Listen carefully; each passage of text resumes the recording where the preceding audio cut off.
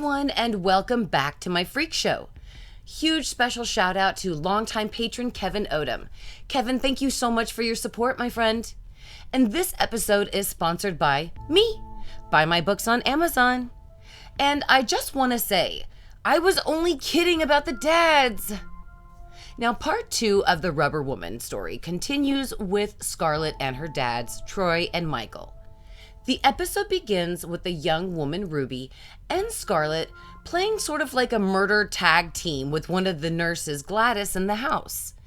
You know, except for the murder, that game looked kind of fun. I felt completely hypnotized as Ruby told her story about her parents dying and going to live with her Uncle Tony, who ended up being just some guy that her parents sold her to. He was a sadist who tortured Rose mentally and physically. When she came of age, she was so broken that she went to the murder house to kill herself, hoping that her death would make the news. However, she didn't know about the curse placed on those who die there. So after Ruby's death, the realtor, who I assume was Marcy, came along and saw her body. She buried Ruby in the backyard and burned her note. Now, that was really sad for Ruby, but now Ruby and Scarlett are in love, but have only been seeing each other for a very short time when Ruby asks Scarlett to kill herself so they can be together forever in the house. I mean, that was actually kind of nice and romantic. Creepy, but romantic. Real quickly, I just want to say that I will refer to Scarlett now as her real name because I feel that she truly earned it this episode and completely stood out from Violet and Tate. Thank you so much, Debbie Ebby for pointing that out for me. Love you, girl. After the opening credits, 2 detectives visit Troy and Michael in the murder house. Almost 2 months have passed since Maya and her friends went missing, and the dads are aware of what Maya did to Scarlett. They don't know that Scarlett killed her. The detectives said that they checked Scarlett's phone records and discovered Maya and her gal pals were at their house the night they went missing. The detectives also implied that the dads helped cover up whatever happened that night. Now that's whenever the dads ask the cops to leave, and Scarlett basically jokes that maybe the ghosts in the house killed the girls. Now, speaking of ghosts in the house, Ruby isn't the only one in the house who didn't know the rules. Scarlett is scared as hell, guys. She is holding a knife at night in her hand, and she is not sleeping, completely worried that Maya and the other girls that she killed will take their revenge out on her when she's most vulnerable. When Maya does try to make life miserable for Scarlett, Rose intercedes, threatening the ghosts with endless torture and violence. Ooh, Scarlett likey. Now, during the family therapy session, Troy and Michael are exactly like Chad and Patrick. Troy thinks that Michael is lying about seeing ghosts like the Piggy Man. And we find out that they're financially broke and the house still isn't finished. I mean, I never thought that house was so bad in the first place. I don't know why it would take them so much money and effort to fix a house that looks perfectly fine to me. But I digress. They literally bitch at each other in front of their child, and the therapist never intercedes. I mean, what are they paying her for? She never shuts up, only when the dads, though, are fighting. I just don't get it. That's just not what a therapist does. So Troy finds a contractor to finish the house for cheap. However, he openly flirts with him right in front of his husband. And I have to say, guys, Troy is a real prick. I really did like him before, but I was really glad to know that that fucker died. Anyway, Michael reiterates that they just don't have an open marriage and they don't have money to pay this guy. But Troy gaslights him into thinking that things are good between them and that Adam, this contractor, they will be able to afford him. And when Troy is, how do I say this? Remember, Mary, you have to be like almost G-rated. Okay, so when Troy is saying hello to the contractor's mighty meat missile behind his husband's back, I did it! They are disturbed when the contractor's assistant comes down and says that he smells something bad in the walls. And that's whenever Adam opens the walls and they see the dead girls back there. Now, everything takes a huge twist. The contractor kills his assistant and blackmails Troy and Michael to allow him in their finances and marriage in exchange for the fact that, he'll just forget about all these dead people stored right here in the wall. So he basically is a con man. But Michael straight up refuses. I mean, it kind of seemed to me that Troy contemplated that offer for a little bit, but kudos to Michael for straight up refusing. And when Michael goes to throw Adam out of the house, the rubber man is right there to scare the hell out of everyone's, yet solve their problems by stabbing the mighty meaty contractor. Two birds meet one stone. Now, the dads see the ghosts everywhere, all of a sudden, and Troy apologizes to Michael for not believing him while they try to run out of the house. Only, of course, when they exit the house, they come right back into the kitchen. Seems they don't remember Rose killing them that morning, and I cannot believe that I literally saw that coming a mile away. I hate myself. But for those of you who didn't, I really hope that was a beautiful twist for you. Now, when Scarlett gets home, she doesn't likey that everyone finds her spot for hiding her little bodies, and there's 2 more added to her pile. Damn, that's gotta be really, truly one strong floor, like to hold all those bodies in one little room. What do I know? She finds her dad's bodies dead in their room and is surprisingly okay with it later when they have a session with Dr. Never Shuts Up. Her dads tell her, look, everything at Ruby is dangerous. We want you out of the house to be safe. But Scarlett admits to them that Ruby is her girlfriend and she killed them to make Scarlett stay there, but she's still not leaving. Damn, I guess Scarlett doesn't know what red flags mean. Now, Michael is so me. Troy tells their therapist that he hates her and he wants the name of the other therapist in the house. But Michael is like, do you have time for a one-on-one? Yes, you get that good mental health, queen. Now, Scarlett is literally dressed for Halloween in her rubber suit and goes out on a date with the person who just killed her parents. Literally, Scarlett ain't mad at Ruby for murdering her parents. I mean, I don't get it, guys. At least Violet was angry at Tate for what he did to her mom, and Tate didn't even kill her mom. I mean, sure, she reconciled with him, but she showed some emotion for the fact that her boyfriend hurt her mother. Scarlett does not have 1 square to spare for her dads of care. I mean, this is just ridiculous. But they do go to a really badass Halloween party with the freak show theme. Nice freak show connections. Oh wait, is that Sexy Scathach? The girls dance until Shanti confronts Scarlett on why she's been dodging her. Now Rose, of course, gets jealous and threatens Shanti, so she gets lost. And that's when Scarlett is like, look, girl, you can't do this to me, Ruby. I'm not going to let you do this. And she just goes and runs after Shanti. And this is when Shanti confronts Scarlett about killing Maya and her friends. She says that she knew she did it, but didn't do anything about it. And Shanti feels tormented over her choice of not telling the police. She calls Scarlett a psychopath because she looked it up online and Scarlett actually fits the traits. But actually, Shanti, I don't mean to be Little Miss Know-It-All over here, but Scarlett technically falls under the category of a sociopath, just so you know. Just say it. So you guys argue with me in the comments about it. Is Scarlett a psychopath or a sociopath? Now, Shanti tells Scarlett basically to go away, and she does. But this is when Maya and her friends intercede. They want to kill Shanti for not telling the cops that Scarlett killed them. And that's whenever Ruby arrives and saves Shanti, who puts Ruby in her place about being too controlling over Scarlett, which was actually really nice for Shanti to do for her best friend. Kudos to her. She was even mad at her best friend, but she still gave her best friend's girlfriend excellent advice. Ruby and Scarlett bond over a little kills and some romance. Maya and the gang bust in to be the party poopers. They want to kill Scarlett outside of the house because Then, Ruby and Scarlet will be separated forever. It's their way of getting revenge on Scarlet and Ruby. Now, Scarlet runs for her life while Ruby spends the night making the girls chase her. It did make sense. Why wouldn't they just go after Scarlet instead of Ruby? I don't know. And I guess at this moment, my mind hurts so badly from it, I just don't care. So, Ruby and Scarlet meet up at sunrise, and they're going back to the murder house.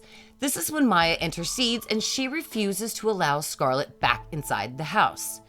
Now, this is when Scarlet doesn't dump Ruby, but she tells her that she wants a life anywhere but inside the murder house. Scarlet then apologizes to Maya for killing her, and they just forgive her. Like, really? Really? I mean, like, freaking really? Oh, my mind hurts. Now, one of the girls tells her brother that she saw that night to call the police and tell them where their bodies are. Ruby offers herself as the killer to save Scarlet and said her name is Ruby McDaniel. Now, Scarlet says goodbye to her dads and Ruby and leaves the house without any consequences, any twists or nothing. It's just insane. 10 months later, the ghosts are living like the Brady Bunch in the murder house.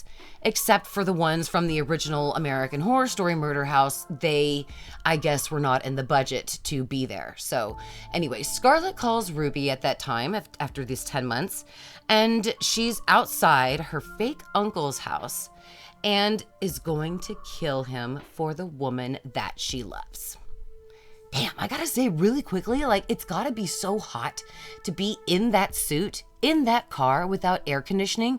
Her butt has gotta be severely sticking to that suit. Just saying. The episode closes with Ruby, who must have killed Tate at one point because she's wearing his shirt, living well with the ghosts and waiting for her true love, Scarlet, whose presence for one night is enough for 1 year. Happy, happy, joy, Joyce. 2 snaps for you, Glen Coco. Okay, now that wraps up the synopsis for part 2. Let's get to my review. As far as the actors, I loved Matt and Gavin Still as the dads. Gavin was new to the franchise, and I do think that he gave an appearance worthy of a snap.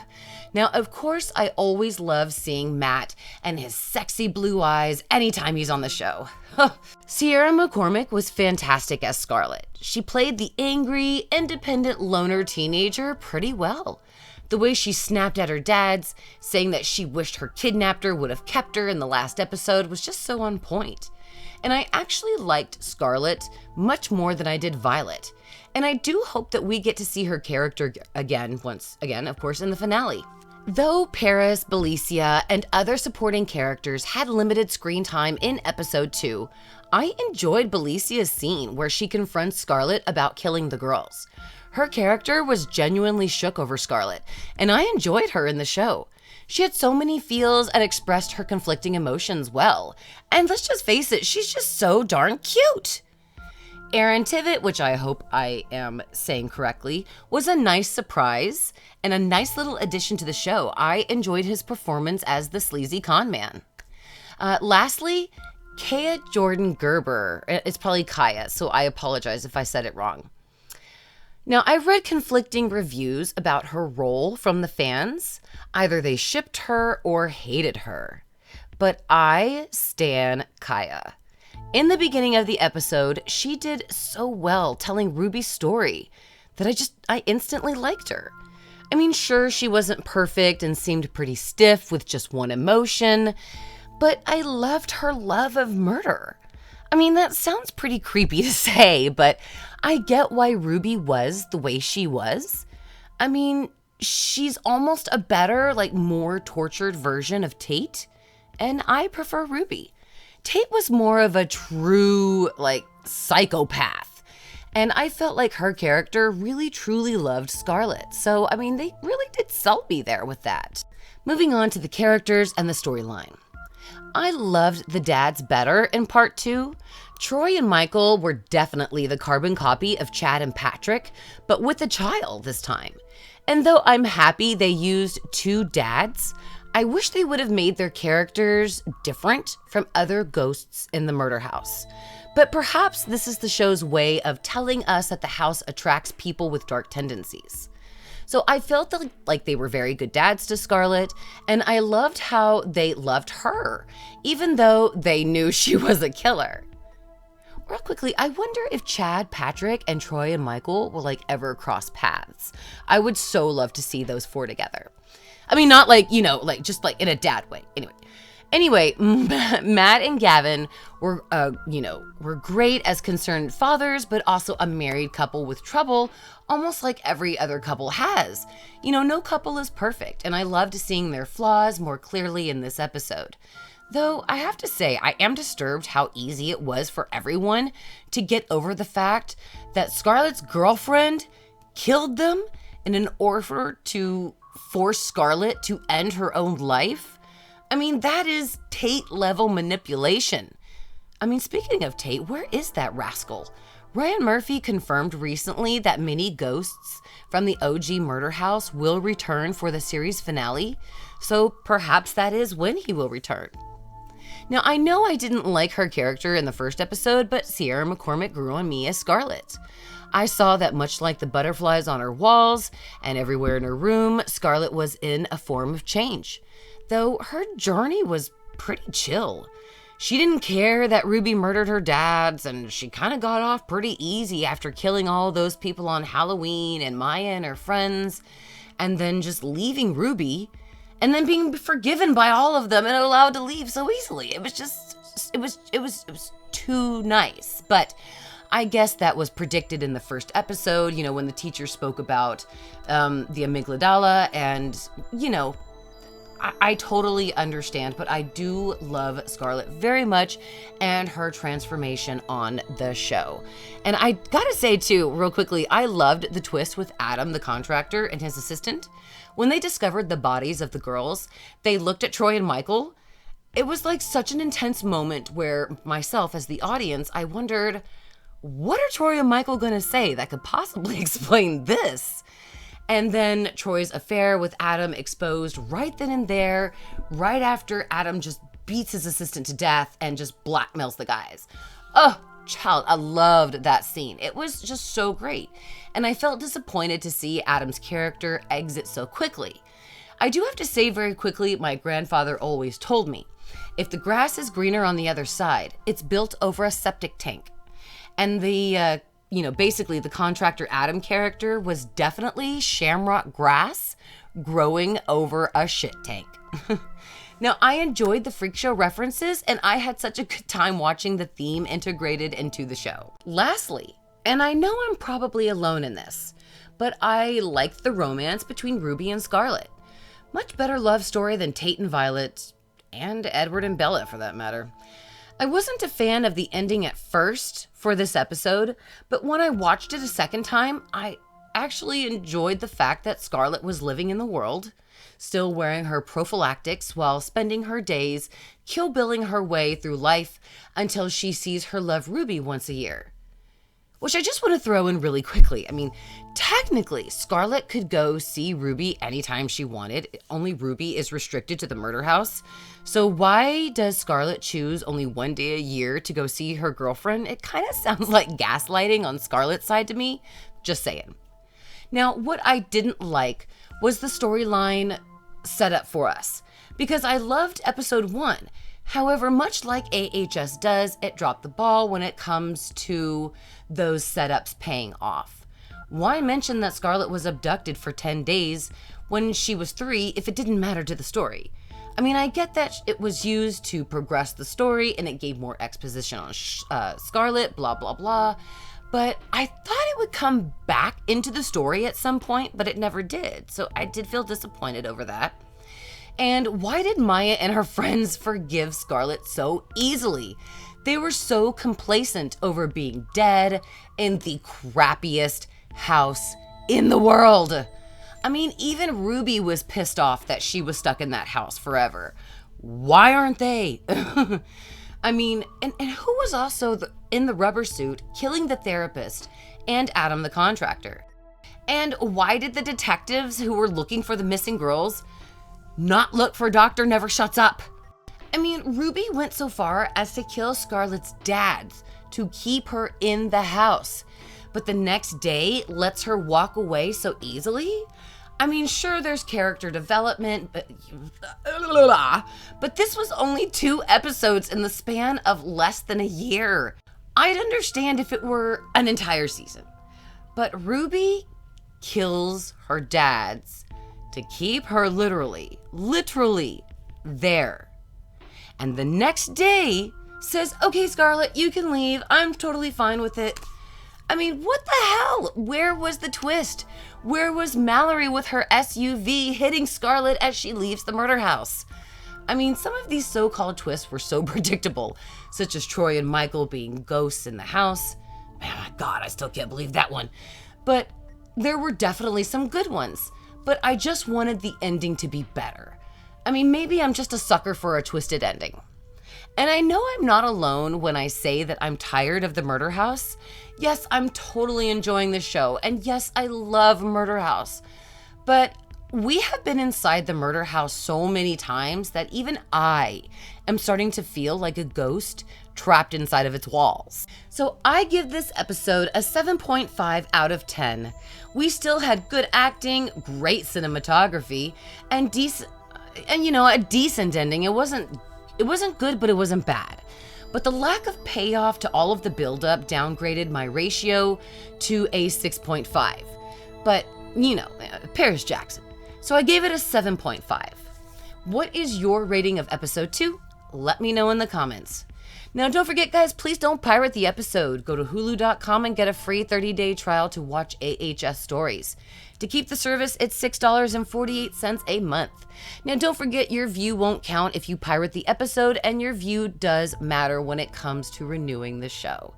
Don't forget, if you also have a Sprint Unlimited cell phone plan, you can get the Hulu app for free and watch the show for free as well. You also want to check if you have other cell phone plans. Check and see if you can get the Hulu app for free as well. Now, episode 3 review will be up early next week, so be ready for it. Till then, thank you so much for watching, and beware of the tearjerker watching Sexy Scathach.